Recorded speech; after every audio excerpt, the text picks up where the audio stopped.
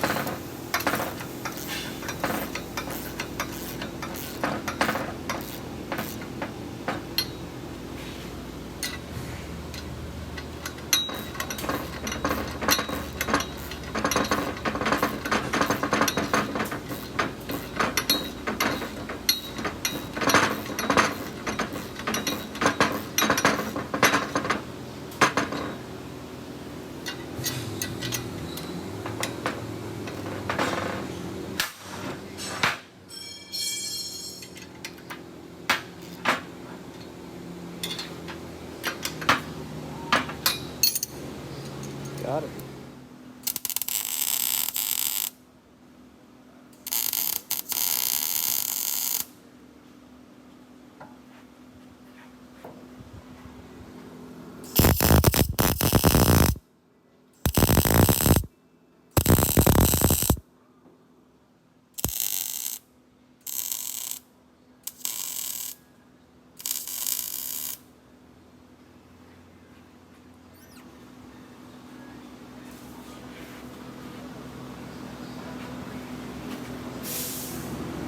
Alright, so that's going to wrap us up on the anti-roll bar.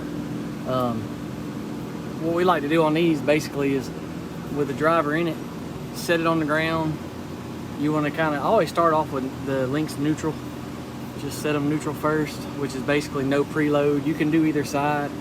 You know, this, you can adjust the driver's side or the passenger side. It doesn't really matter. But just make sure you kind of get your starting point, whether it be neutral. Sometimes people will put one turn of preload in it, just depending on how the car's acting.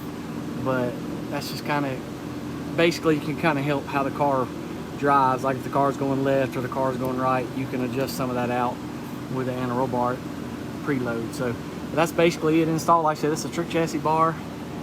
It's a nice setup, like I said. I mean, they, you know, a bunch of companies make them, so but they're all pretty much the same. Like I said, it's billet arms here.